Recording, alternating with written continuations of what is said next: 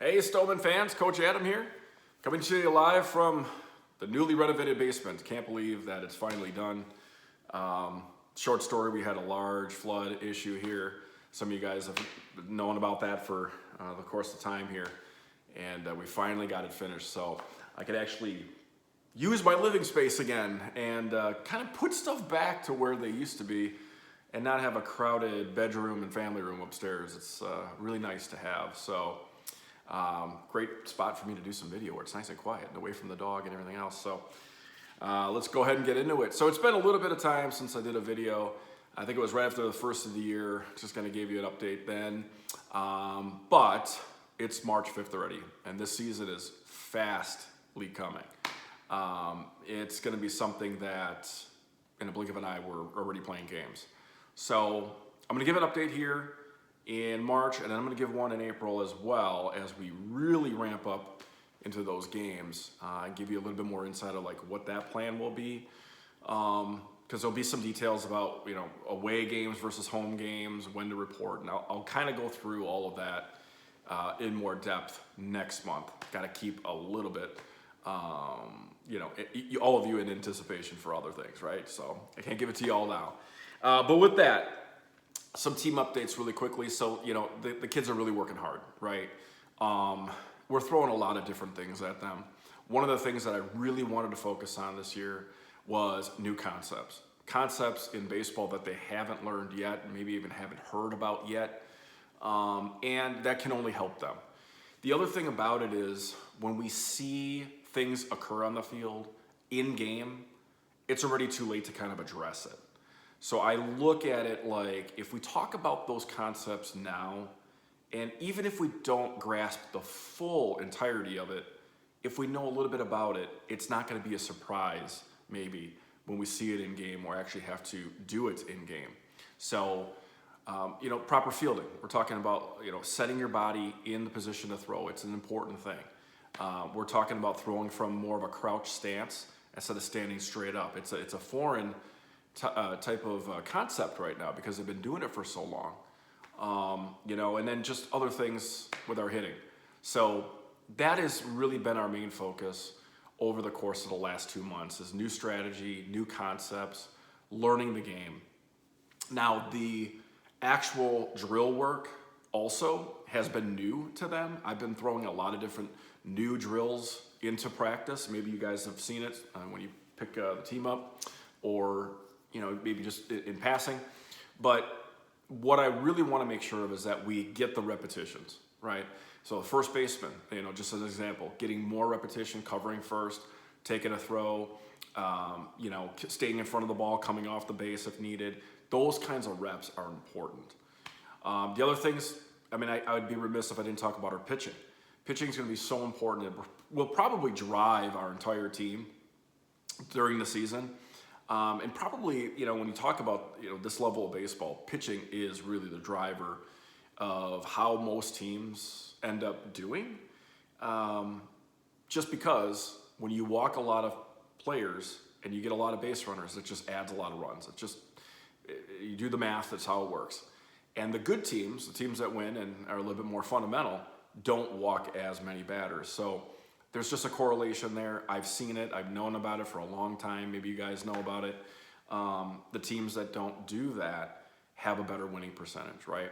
So in our drill work for pitching, we're really learning about our balance and our striding and our release point, and knowing that you don't have to make a perfect pitch every time. The concept of that is, I don't agree with that perfect pitch thing, even at this level. What I've been stressing, and what the coaches have been stressing, is being around the zone. Okay, so we're talking about that box of the strike zone. If they are around the zone, more often than not, we're going to get that strike call. The umpires are actually pretty gracious with having a larger zone most of the time than having a smaller zone. That's kind of what it just has been. So with that, if they can be in there and get it to the catcher, and it looks like a decent pitch, a lot of times they're going to call it a strike. And so that's really been kind of the talking point here over the course of the last couple months. Now, they've been doing great. I think that from what I saw even in fall to now with our pitching and how we look, it's been a step up for sure. But it's different when you get on an actual mound on the field and you're throwing rather than on flat ground, on turf, in the quarry, right? So we still have some things to get to, and we'll continue to get better, but I like what I see there. And then I do have to talk about our hitting. So I think of all the things I see the best improvement on is the hitting. What we've tried to do is incorporate drill work and live hitting over the course of the last couple months here. So we have pitchers actually pitching to batters with a catcher, and it's live. I mean, they're throwing regular speed, we're swinging at regular speed, all of it. And that can only help them, because when we get into real game speed, they're going to have that down already. So we're going to continue to do this throughout the course of the time we have before games. We're going to ramp it up even more. We're going to have more repetitions. We're going to have more people pitching, more times batting as well, and that's going to help everybody out. It's going to take away that uneasiness feeling of being in the box versus a pitcher. It's going to give you, as the pitcher, a little bit more comfortability, knowing you can do it, you can get the ball there, you can be in the zone, right? And our catchers have been great too. So they're working with our pitchers too. They're helping them out. We got some real leaders with our catching, and they're kind of like mini coaches in that. Like, hey, nice pitch, or hey, this is what I see, or whatever. So it's actually been working out really well. So that's a team update there. New concepts, new drills, really trying to get them up to speed on what they're going to see in the U10 season. All right, let's talk about looking ahead. I got my notes here, so if I'm looking down, sorry, but my notes are telling me here, March into April. Well, we'll see if we're going to have a spring. I think that we're going to have some warmer weather this coming week, but then it's going to get cold again, and it could be raining, whatever. What I want to see, if we can get some nice warmer temperatures more consistently, maybe later part of the month, maybe we just move the practices outside completely. I love the quarry for what it is, and gracious on the time we get there, but it can't give us the field aspect of what it's going to be like when we play. So with that, if you hear from me saying that, hey, we're going to move practice, or we might even do an additional practice day potentially for those that can make it, obviously, coming up, just because we want to get more reps outside. We talk about throwing fly balls to the outfield, talk about doing pop-ups in the infield. We can't do that in the quarry with the ceiling, so it's very tough. Can't do cutoff drills very well, just other things. Base running, we've tried to do the best you can with the bases, apart as far as they are in the quarry, but it's just not the same, right? So things to come there. For the new families, just so you're aware, what we have done in the past is we have used Stone Family Park for our alternate field for practice. That's on Plainview Avenue. It's real close to my house off of Woodside Plainview. It's like probably about a half mile from Woodside Golf Course. So what we try to do is get out there, and it's a sliba field, but they don't use the fields until mid or late April. So we'll have some access to it. It's really good for everybody getting those reps outside. I'll let you guys know if we change anything up. All right, as we get into April, we're gonna have some scrimmages. I scheduled a couple right now. I'm working on a third one. We'll see if they can come up with a date or two for me. But as it is right now, we're gonna scrimmage Coach Domaska's team, the other Stonemen team at U10. That is either gonna be April 1st or April 2nd. Now, we're gonna try to figure out which day works best. Joe's team and our team have the field those 2 days. If it's rainy on the 1st, but we can do it on the 2nd, we'll do it on the 2nd, or vice versa. We'll pick the day because we have the field in consecutive days that way. So keep that in mind. I will update Crossbar with that. And then we're also gonna have a scrimmage later on, about a week or so after, against the Junior Chargers white team. They reached out, totally fine doing a scrimmage with them. We actually don't play them this year in league play. Maybe we'll see them in the playoffs, but we can do a scrimmage with them. I did talk to the coach about potentially doing a home or away. We'll figure out on the venue when we know, but it might be at Schneider and it might be at Armory. So more to come on that. All right. And then later on in April, we know that our first game is going to be April 24th to be determined. That is the tournament where we're going to be in Oconomowoc, and that one will be interesting because our first actual game play will be in an actual tournament, right? So I look at it two ways. I look at it as it's a good way for the kids to be like, the season's here. It's go time. Like, no holds barred, just go out and do it, right? I like that concept. We're not going to really ease into things. It's going to be like, the season's here. That being said, I also know that it's a tournament, right? So it's going to be a little bit more, like, I guess I would say the umpires will be a little bit more strict. I guess, we'll be adhering to some different rules right away that we're not used to, with the tournament rules being specific. We might have a time limit. We might have pitching limits. We might have all of that, right? So the coaches will deal with that. That might be a little bit of a hindrance to just kind of getting ready for the season, but I don't think it's going to be too bad. But I'm excited, and I think overall we're going to show out well there, and I'm very, very much looking forward to it. I think I'm maybe even more excited than the players right now. All right, and then with that, we know that the league games will start about a week later. We're going to be playing Slinger, the first league game, April 29th. And so that is going to be really the start of our season into the WSYBL. So really looking forward to it. It's not that far away, guys.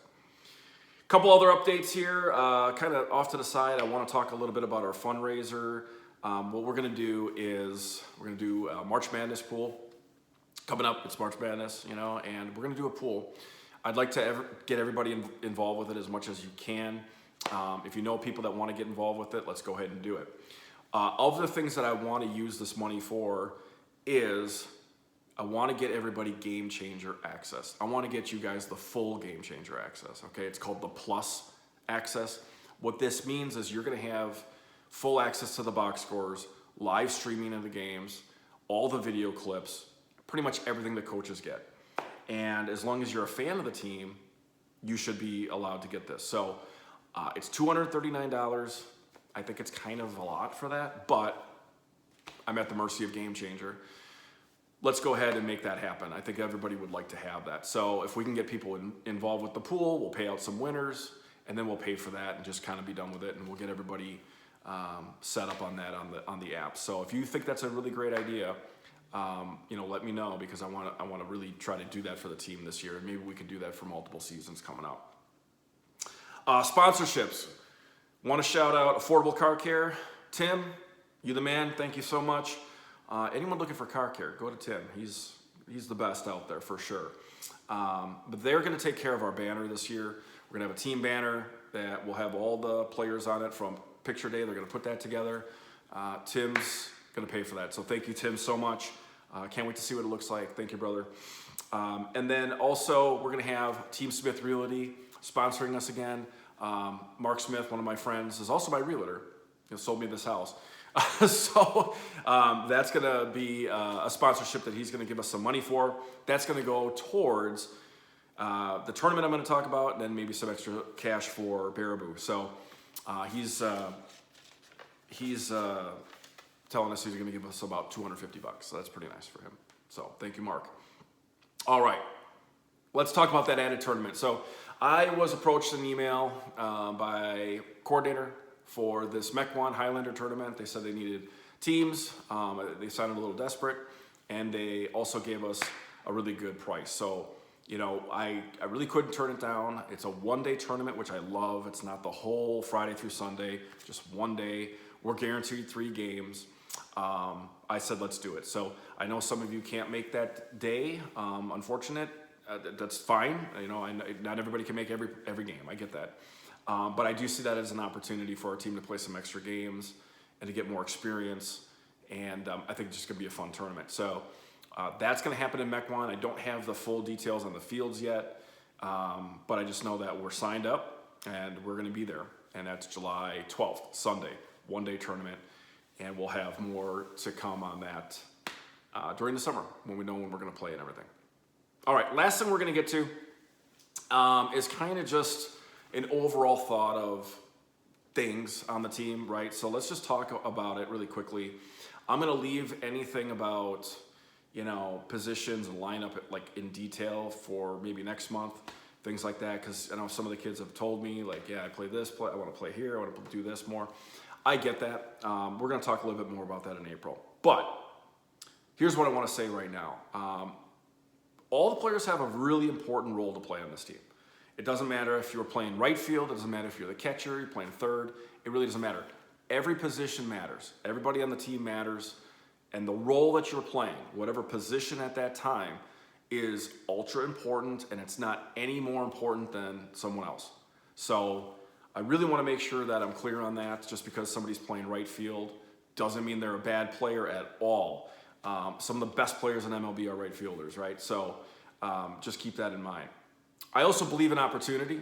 So there's also, a thought where some players haven't pitched a lot over the course of the last couple of years. I want to change that. I want to give them the opportunity. Catching also. If we have another catcher or two that wants the opportunity, they come to me and say, hey, I'd like to do it. I want to see what they can do, right? So I believe in that opportunity. And the same can be said about opportunities in other things, like stealing bases, or playing in another position. So I'm big on that. I'm really big on that. So if your player, wants to play a different position or has thoughts on doing something, or is just interested in doing something, let me know, because I'm more than happy to talk about it. Another thing too, I'm very big in rewarding success individually. So we do talk about, okay, like this player is doing this and he's doing this well, but maybe not doing this well. Progress is a thing. And if you keep getting better and that path keeps going on, then you should be rewarded. And I feel that way. So, if somebody's just hitting the ball constantly and they're getting on base constantly, well, I'm going to move them up the order probably. The same can be said if we're not doing it, right? So, if we're just lackadaisical out there, not giving the effort, yeah, you know what? I might kind of, move you down. So I'm going to try to be as open-minded with that as I can be, but my eyes are always watching, and I'm also listening too. So keep that in mind, because I do believe in rewarding success. The other thing I want to talk about is being a team player. There are so many times in a baseball where you have to do something individually, right? It's all parts individual in one team. But it really, really matters if you're a team player. I want to see the congratulatory, great job. I want to see the, high five slaps. I want to see all that when a player does something well. They come in and score. I want to see the bench just hooting and hollering, yeah, let's go, and high fives all around. I love that. And that really feeds into how the team can do. It can spark rallies. It can do a lot of things. So there's a lot about that. I don't want to have, players that sulk because they're not doing well and they're sitting on the bench with their heads down and their hands over their eyes and they, whatever. Let's come together and be a team. And I think that we're on that path, but we haven't played together yet as a full team. So I'm excited to see what that's going to look like. So team player is really important. With our skill set and what I see, we see a lot of talent on the team. As a coach's wish list of sorts, I think the order of the batting order 1 through 12 is looking great. I think that I could do interchangeable throughout the order. I don't see any one that's going to be this number in the order all the time. I love that, because if somebody's having a rougher week, somebody else can move up. That's totally fine. These kids are, hopefully okay with moving through the lineup. The other thing I'll say is, just because somebody starts and they're batting 11th or 12th doesn't mean they're going to be there all season. I do have to make a lineup though, and we are going to bat all 12. So unfortunately, somebody's got to be at the end of that lineup. I hope that they will understand that, whoever that is at that time for that game. It doesn't mean anything about, how good or bad they're doing for most part. A lot of times it's going to be just because that's how I made the lineup, and I have to put players in spots to help them out and help them be successful and help the team. So keep that in mind as well, and I'll talk to you more about kind of like lineups and positions in April. And then last thing here, and this is kind of something that, I want to bring up and talk a little bit about, having fun. Having fun is a big thing for me. I really like that we end most practices with a game. I really like that. You know, we had the pizza ranch, you know, we're going to do other fun things. Really excited for the tournaments, Baraboo, all of it. But I do want to say too, losing is not fun. I've seen these guys cry. They really take losing to heart. So winning is fun. And I don't want to lose sight of, hey, this game doesn't matter, because it matters to them. And I can see how they react when maybe the team doesn't win, right? We've had a little bit of that over the course of time, although we really ended the season last year on a high note. Winning is fun. And I want you guys to, you know, as parents, continue to support that. We do play the game and it has a score. And there's a winner and a loser, okay? That's not to say winning's the only thing. It's certainly not. It's certainly not. The development of these kids and the betterment of their baseball skill set and knowledge is the number one priority, especially for me. But I understand that winning also helps that. So keep that in mind. We do want to do well. We're at the point now, U10. I think we're going to put together a really solid season. So I'm going to be pushing them a little bit because I want them to do well. I think they want to do well too. At least they tell me that. All right. That's pretty much all for me here. And just, you know, last thing, very last thing. Thanks for the support.